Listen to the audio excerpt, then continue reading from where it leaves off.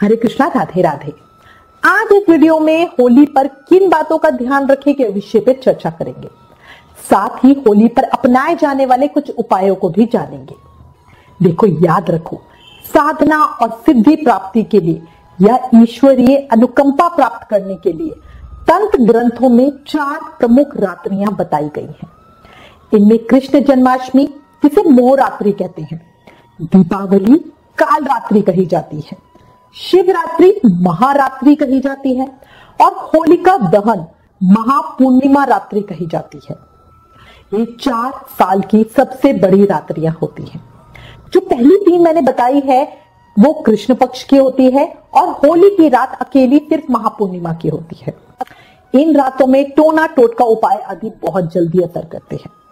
अगर आप अपनी जिंदगी में कुछ अलग करना चाहते हो, होली से संबंधित कोई उपाय करना चाहते हो, तो ये परफेक्ट टाइम होता है। कई लोग इन तंत्र विद्याओं का बहुत गलत भी इस्तेमाल करते हैं और दूसरों के ऊपर कुछ टोना टोटका करके उनकी जिंदगी के अंदर परेशानियां खड़ा करते हैं। तो मैं पर्सनली ये मानती हूं कि कभी कोई जब भी किसी का बुरा करता है तो उसका खुद का बुरा सबसे पहले होता है। साथ ही जो लोग सच्चे दिल से कान्हा जी को मानते हैं वो इन चीजों से दूर ही रहते हैं। तो अगर कोई ऐसा बंदा है जो ये टोने टोटके के काम कर रहा है, इसका मतलब वो अच्छा तो बिल्कुल भी नहीं है। हम आपको जो उपाय बताते हैं वो खुद के जीवन के लिए होता है, जो बहुत फलदायी होते हैं। आज यहाँ मैं अपने जीवन से प्रेरित कुछ बातें आपको बता रही हूँ जो बहुत अच्छा रिजल्ट देती है। देखो, होली से संबंधित पहले मैं उन बातों को बता रही हूं जो हमें ध्यान रखनी चाहिए। होलिका दहन वाले दिन टोनो टोटके के लिए सफेद खाने की चीजों का इस्तेमाल किया जाता है, इसलिए इस दिन सफेद खाने की चीजों से बचें। स्पेशली कुछ भी घर के बाहर नहीं खाना। दूसरी बात, जो उतार और टोटके का प्रयोग होता है ना, वो सर पर बहुत जल्दी होता है, इसलिए सर को टोपी या पल्ले से ढककर रखना चाहिए। टोने टोटके में व्यक्ति के कपड़ों का इस्तेमाल किया जाता है, इसलिए अपने कपड़ों का ध्यान रखें। कई बार छत पे सुखा रखे होते हैं जो हमें पसंद नहीं करते, हमसे चिढ़ते हैं, उसने कुछ भी उठा लिया, तो इन चीजों का थोड़ा सा सावधानी रखनी चाहिए। देखो, होलिकाष्टक से होलिका दहन तक ये 8 दिन जो होते हैं, बस ये ज्यादा प्रभावकारी होते हैं। होलिका दहन या जो छोटी होली होती है, उस दिन हमें सफेद और काले रंग के कपड़े पहनने से बचने चाहिए। ज्योतिष शास्त्र के अनुसार ये माना जाता है कि होलिका दहन वाले दिन जो नेगेटिव एनर्जी होती है एनवायरमेंट में बहुत ज्यादा होती है। काला रंग उस एनर्जी को एब्जॉर्ब कर लेता है, अपने अंदर सोख लेता है। और जो सफेद रंग होता है, क्योंकि वो प्योरिटी का प्रतीक होता है, वो हर चीज को मतलब किसी भी चीज का इफेक्ट है ना, सफेद रंग पे जल्दी होता है। आप सफेद कोई भी चीज देख लो, उसके अंदर सबसे जल्दी आता है। तो जब नेगेटिव एनर्जी एनवायरमेंट में बहुत ज्यादा होती है तो वो सफेद काले के ऊपर बहुत ज्यादा असर करती है। अच्छा, एक और चीज, छोटी होली वाले दिन रास्ते पर किसी भी प्रकार की वस्तु को हाथ नहीं लगाना चाहिए। क्या होता है, कई टोने टोटके ऐसे बताए जाते हैं कि लोग करके सड़क पे फेंक देते हैं, तो आपका पैर पड़ने से, आपका हाथ लगने से, आपके छूने की वजह से उसके अंदर जो नेगेटिविटी भरी होती है वो आपके जीवन में आ जाती है। अच्छा, एक और चीज याद रखना, छोटी होली वाले दिन मतलब जो होलिका दहन वाला दिन होता है, उस दिन किसी को भी पैसे उधार देने की गलती मत करना। इस दिन रुपए पैसों का लेन देन करने से घर में पूरे साल धन की कमी रहती है। आप एक दिन पहले पैसे दो या बड़ी होली पर दो, बट उस दिन मत देना। ऐसा करने से घर की सुख समृद्धि में भी कमी आती है। अगर आपको जैसे किसी अपने सर्वेंट को, कामवाली को, इनको भी पैसे देने हैं तो एक दिन पहले दे दो, क्योंकि हमें पता होता है कि कब देने हैं तब। बट जब हम जरूरत का सामान खरीदते हैं वो पैसे देना नहीं माना जाता। किसी को उधार देना, कोई कहता है यार 1000 रुपए दे दो मैं कल लौटा दूंगा, उसको भी नहीं देने हैं। अब बात करते हैं कुछ उपायों की जिनको करने से हमारे जीवन में खुशहाली आती है। साथ ही ये बहुत सरल उपाय हैं जिन्हें बहुत आसानी से किया जा सकता है, बिना किसी परेशानी के या बिना ज्यादा पैसे खर्च किए। ठीक है, तो ये क्या है? देखो, होली पर पूरे दिन अपनी जेब में काले कपड़े में बांधकर काले तिल रख लें। रात को जलती होली में इन्हें डाल दें। यदि पहले से ही कोई टोटका आपके ऊपर हुआ होगा, किसी ने आपको कोई नेगेटिव एनर्जी दी होगी, तो वो खत्म हो जाएगी। इसमें ज्यादा देखो कोई परेशानी नहीं है, बस एक छोटा सा कपड़ा लो, उसके अंदर थोड़े से काले तिल डाल के पूरा दिन अपनी जेब में रखो। शाम को जब होलिका दहन पे जाओगे तो जला दो। तो कोई बड़ी बात नहीं है, सभी करना, क्योंकि बहुत सारे लोग आज के समय में मैंने ये देखा है कि अपने दुख से कोई दुखी नहीं होता, दूसरे के सुख से दुखी होते हैं। तो ये हर किसी को जरूर करना चाहिए। अच्छा, अगली बात है, होली की जो अग्नि होती है वो बहुत पवित्र मानी जाती है। ये धर्म रूपी अग्नि होती है। यही वजह है कि लोग इसकी अग्नि से अपने घर का चूल्हा भी प्रज्वलित करते हैं। इसकी अग्नि में नया पैदा हुआ अन्न सेक कर प्रसाद के रूप में खाया भी जाता है। होली जब जलती है तो उसकी थोड़ी सी अग्नि अपने घर में जरूर लेकर आए। उस अग्नि से घर के हर कमरे में धूप दें। होली की अग्नि में गाय के गोबर से बना नारियल चढ़ाया जाता है। गोबर से बने चक्र भी चढ़ाए जाते हैं। इस चक्र का आशय यह होता है कि जिस तरह भगवान विष्णु चक्र से अपने भक्तों की रक्षा करते हैं, उसी तरह वो हमारे जीवन में हमारी परेशानियों से रक्षा करें। देखो, अगर कोई व्यक्ति ज्यादा बीमार रहता है तो छोटी होली वाले दिनों से सुबह क्या करना है, उपटन लगा के, उपटन बाजार में बना बनाया भी आता है, पहले हम बेसन से बनाते भी थे, उसको लगा के नहा ले। उपटन लगा के पूरे शरीर में जब हम लगाते हैं तो तेल लगा लगा के उसको ऐसे रगड़ रगड़ के छुड़ाया जाता है। उसे छुड़ाएं और उसे एक कटोरी में किसी चीज में इकट्ठा करके रखें। फिर शाम को, रात को जब होलिका दहन होगी तो उस उपटन को जो हमने छुड़ा के इकट्ठा करके रखा है उसको अग्नि में डाल दें। इस उपाय से जो पुरानी से पुरानी बीमारी हो वो भी ठीक हो जाती है, हमारा स्वास्थ्य अच्छा हो जाता है। होलिका दहन में 3 या 7 परिक्रमा जरूर करें और उसकी अग्नि में नारियल की आहुति दें।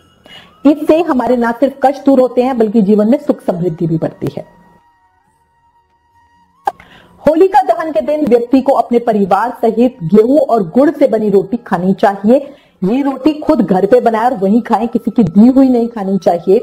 इस दिन काले चने का सेवन करने से भगवान शनिदेव की कृपा मिलती है। अच्छा, एक और चीज, होली की भस्म का टीका लगाने से नजर दोष और प्रेत बाधा मुक्ति मिलती है। घर में भस्म को चांदी की डिब्बी में रखने से हमारी कई परेशानियां अपने आप दूर हो जाती है। तो इसके लिए करना क्या है, होलिका दहन की रात में जब होलिका ठंडी हो जाती है तो वहां पे रेत, राख जो बचती है, भस्म जो बचती है, उसको एक डिब्बी में भर के अपने घर में रखें। तो कई बार क्या होता है, हम कुछ भी काम कर ले, उसमें कोई ना कोई परेशानी या कोई रुकावटें आती रहती है बिना बात की। तो अगर आप ऐसा आपके साथ भी है तो आपको करना क्या है, आटे का चौमुखी दीपक ले, उसे सरसों के तेल से भरे, कुछ दाने काले तिल के डालें, उसमें एक बताशा और सिंदूर और एक तांबे का सिक्का डालें। इसको होली की अग्नि से जलाकर घर पर लाकर जो भी परेशान आदमी है उसके ऊपर से उतारें, 7 बार उतारा करके फिर चौराहे पर सुनसान जगह पर रखकर आना है और पीछे बिना मुड़े रखकर आना है। हाथ पैर धोकर फिर घर में आना है। तो अब इसके लिए आपको करना क्या होता है, जब होलिका शुरू में जलती है तो बहुत सारे लोग होते हैं, उस समय ये करना पॉसिबल नहीं होता, बट होलिका बहुत देर तक चलती है। तो जैसे जैसे रात ढलती जाएगी उस समय जब शांति होने लगे तब ये उपाय करें। अगर आप व्यापार या नौकरी में उन्नति चाहते हो तो 21 गौमती चक्र लेकर होलिका दहन की रात को शिवलिंग पर उसे चढ़ाया है। इससे बिजनेस में बहुत फायदा होता है। अच्छा, एक काम और करना, होली वाले दिन किसी गरीब इंसान को खाना जरूर खिला देना। इससे हमारे मन की इच्छाएं पूरी होती हैं। जिन लोगों की शादियां नहीं हो रही और वो चाहते हैं जल्दी शादी हो, वो होली वाले दिन किसी शिव मंदिर में जाएं, अपने साथ एक साबुत पान, एक साबुत सुपारी और हल्दी की गांठ लेकर जाएं। पान के पत्ते पर सुपारी और हल्दी की गांठ रखकर उसे शिवलिंग पर अर्पित कर दें। इसके बाद पीछे देखे बिना अपने घर लौट आए। यही प्रयोग अगले दिन भी करें। इसके साथ ही समय समय पर शुभ मुहूर्त में यह प्रयोग करते रहें जब तक आपकी शादी के योग ना बन जाए।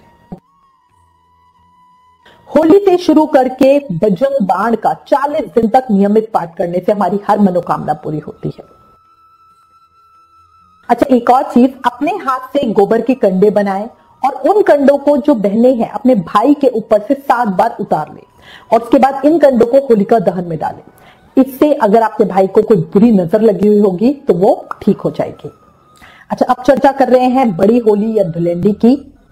होली के अगले दिन धुलेंडी पर सुबह स्नान के बाद लाल गुलाल लेकर उसे सबसे पहले घर के मंदिर में देवी देवताओं को अर्पित करें। लाल गुलाल चढ़ाना बहुत अच्छा होता है। अपने घर के बड़ों के पैर छुए, रंग लगाए, आशीर्वाद ले। होलिका दहन के बाद जो मैंने आपको पहले बताई है भस्म आपको लेके आनी है, वो भस्म आपको चांदी की डिब्बी में रखनी है और जो बड़ी होली वाला दिन है उसे जरूर लगाना है। इसके अलावा जब भी आप काम पर जाएं तो इसे मस्तक पे लगाएं। अब ये तो हो गई कुछ बातें। अब मैं आपको एक बड़ी इंटरेस्टिंग सी बात बताती हूँ।